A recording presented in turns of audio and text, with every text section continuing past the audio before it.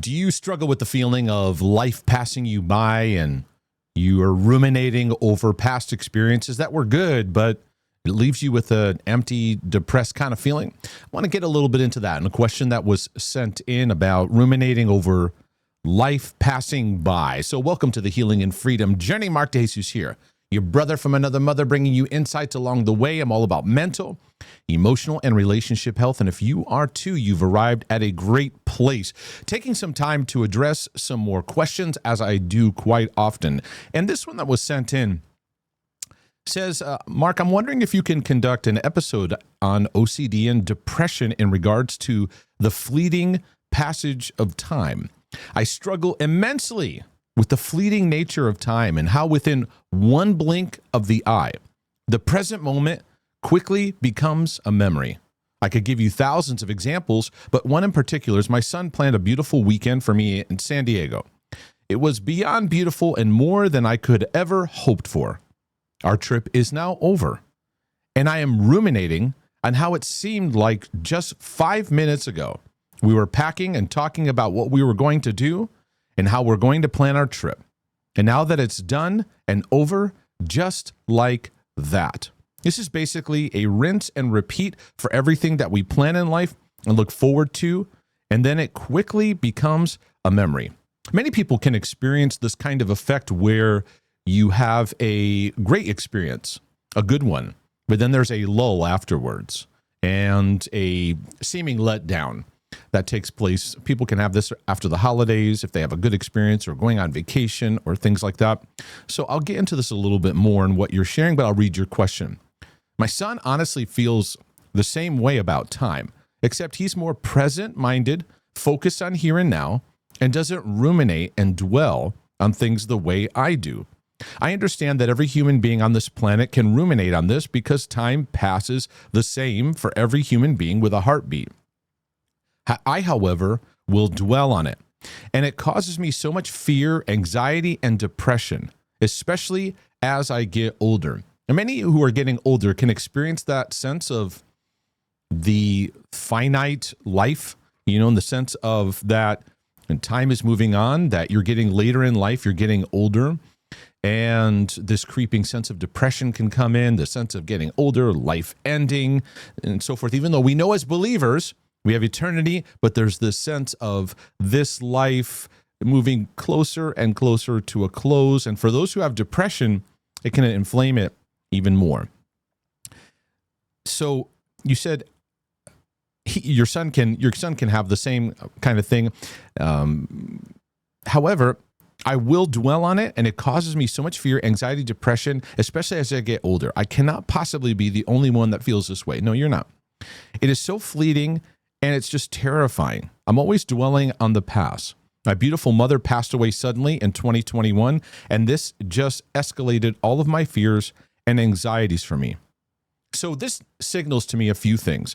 It could signal the presence of depression that's giving more fuel to ruminating, because what's ruminating, it's this continual churning over something that's not in the present. And usually what we ruminate is something regarding the future, but we can very easily ruminate about the past, and that's where you find yourself getting stuck. So you have a loss of your mother here who passed away not too long ago, 4 years ago, and it's probably you're showing some symptoms of needing to grieve through that some more, because it created a propulsion to your already existing ruminating pattern that's there. And I believe a lot of our emotions that we're needing to work through, anxiety, even when it gets to panic attacks and some obsessions and depression, are often aspects of emotions that need to be grieved through to allow these emotions to float through.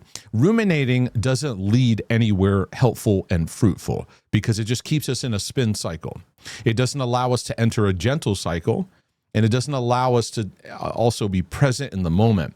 And part of grieving is being present in the moment with something that was a loss that you're allowing to work through. And a lot of people, when it comes to grief, they just move on.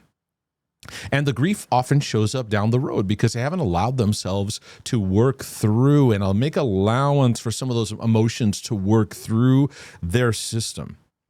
So anyway, you said, I know what I need to do.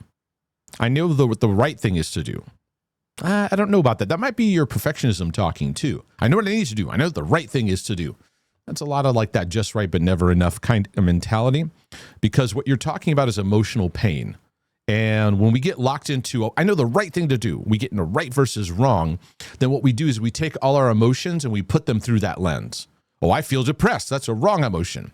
I feel sad. That's a wrong emotion, right? And when you get in that right or wrong thing, you don't make room for the humanity of emotions. Because sadness is not necessarily, it's not about a wrong emotion, or depression, feelings, or it's not necessarily about a wrong emotion, but about emotions that are part of the journey that we need to allow ourselves the room and capacity to work through them. I know what a healthy mindset is. I know the things that are completely debilitating and an utter waste of time. I am extremely and fully aware of the way my mind functions and the way it should function. That's a very, very strong statement. You put it in all caps. I'm extremely and fully aware. Let's loosen that up a little bit, because no one's perfectly aware of all their emotions and how their mind works. We're all on a journey. So I always encourage, like, let's loosen up some of these emphatic statements that would keep from the greater healing that's available. I know the things that completely spin me out of control, but my mind just rapid fires with different thoughts and scenes from my life so quickly. Am I the only one that feels this way? No. In fact, many and the majority of people that come to my channel have some sort of aspect of struggle with this. I would just love to know your thoughts on this. I know it is a journey, but it's difficult for me. I'm extremely deep feeler. So it makes it that much more difficult and challenging for me. That's a good thing to help understand, is that OCDers, perfectionists, and many ruminators, we feel things, but we feel them too strong. We feel them immensely, and we can get caught very easily into catastrophic patterns. OCDers often have very sensitive hearts. They're sensitive to their emotions, but they think the sensitivity means that they're good at navigating or even identifying their emotions. And what they often have is a hypersensitivity. So when they feel things very, very intensely. And when things drop, they feel them very, very intensely. And part of the journey is learning how to appreciate the highs and lows, but knowing how to let yourself move into a gentle cycle in life. Ruminators, one of the ways they have to make shifts, whether it's ruminating about the past, or ruminating about stuff in the moment that's taking you out of the present, or spinning about the past, is to first start moving into a gentle cycle with your emotions. That involves slowing things down, because the racing mind is in an anxious state.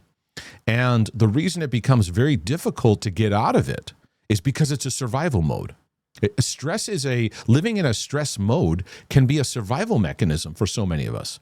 And we often match our thinking patterns to a realm that matches our internal anxiousness and this buzz that we begin to stay in. So to enter the gentle cycle, you start slowing down, allowing your thoughts on a regular basis. So that can even happen very practically. When you go to the grocery store, don't just hurry down the aisle. Just walk at a normal pace. When you walk to your car, just walk at a normal pace. Start slowing things down, not to like Eeyore from Winnie the Pooh kind of slow, but in the sense of like just a gentler walking through the journey, and recognizing this catastrophic kind of thing that we can feel things very intensely, but then there's a big drop of disappointment that's there. Because we're so driven by expectation. You know, how things should be. And we have this high expectation. We're going to go on a trip. It's going to be great. And then the trip has disappointments in it. And it's like, it's a failure. But in this case, you had a great trip. And then afterwards, a big drop because I don't have that there. And part of the healing journey is allowing expectation to get more grounded. And we can do that by just entering the gentle cycle, but also moving more towards thanksgiving and appreciation. Because Thanksgiving can help take us out of ruminating because we're just treasuring it in the beauty that it is. So you say it's difficult for you. It's difficult for most of us. But you mentioned about your deep feeling. And I don't condemn the deep feeling, but we got to ground it. Because I myself, a deep feeler, and I realize that my deep feeling is a gift. It's great. It's wonderful. However, it can very easily work against me because of the pattern of hypersensitivity. Hypersensitivity and intensity will cause things to get out of proportion. I know that OCD and ruminating thoughts is a very broad and it can cover hundreds of different areas. But this arena in particular is one that I struggle with so deeply. Many times I feel as though I am dead in the present moment and not fully living because I'm trying to hold on to these moments, but they are slipping through my fingers. I'll get back to that in just a second. I know this sounds crazy. It doesn't sound crazy, but I know it's a part of OCD. What I need to learn is acceptance and letting go. Are you able to provide any thoughts on this or perhaps have an episode on this? I'm so thankful and grateful for all that you do and provide to the world. And as I always say, your channel and ability to articulate and provide people hope is changing many people's lives. And you're a blessing to the world. Thank you. Well, thank you for your kind words.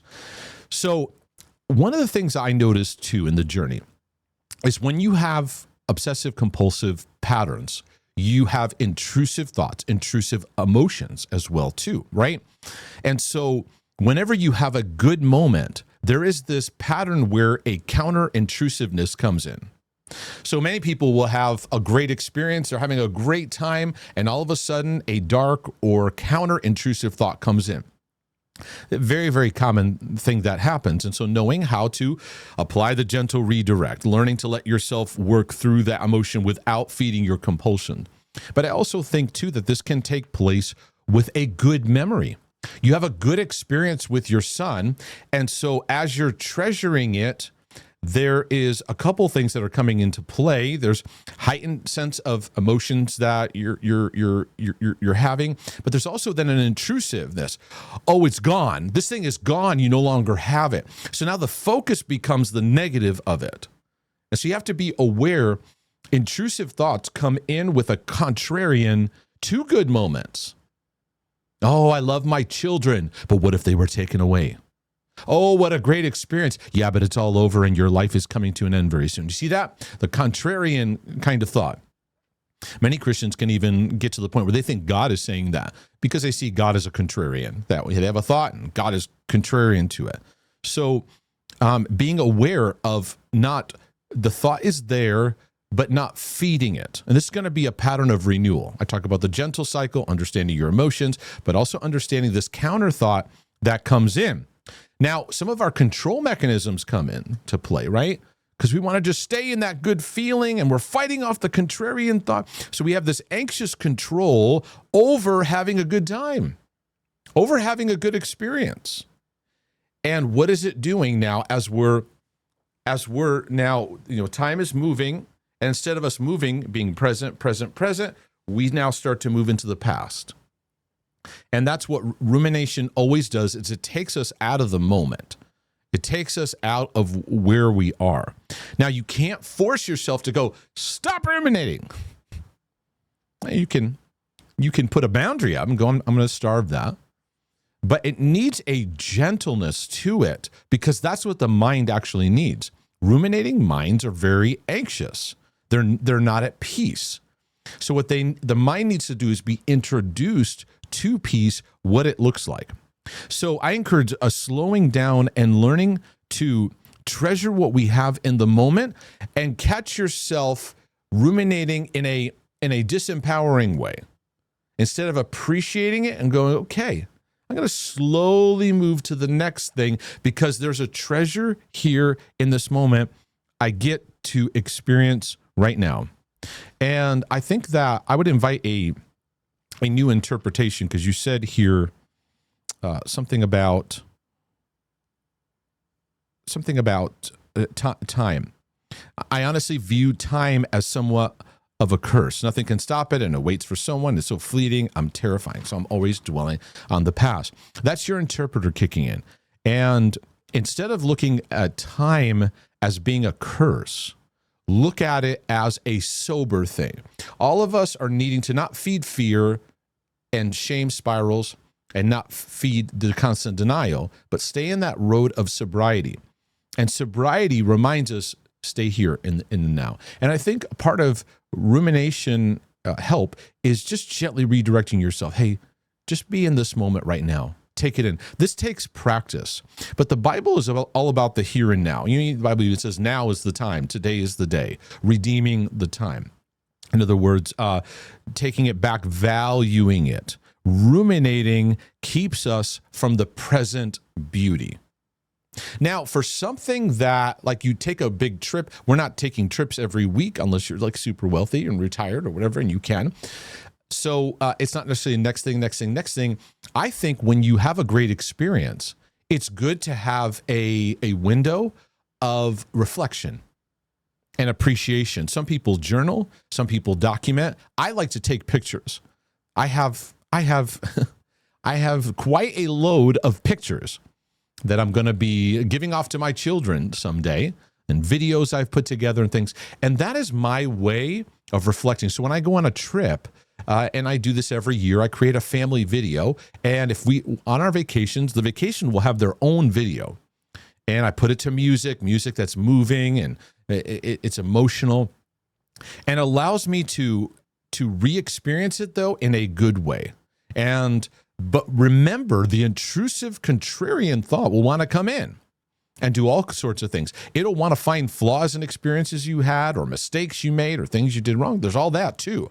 But then it's also this sense of time fleeting, and instead of enjoying and appreciating, it's going to pull you into the contrarian thought of, oh, it's going to be gone. And now what we focus on grows. But that's not something just done in force. It's done in gentleness. And I'd encourage all you ruminators that struggle with this, get a copy of the OCD Healing Journey, because I want to encourage you to experience what it can look like to walk through intrusive thoughts and the perfectionism and obsessiveness that drives a lot of thinking, and experience a greater healing journey. I also have a book for those of you that have a form of what's called relationship OCD, The Myth of the Perfect One. This lays out a lot of my journey, what I went through, and what I worked through.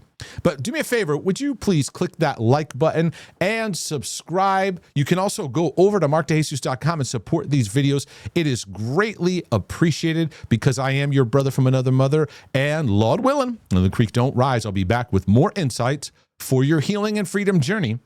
But in the meantime, I'm out.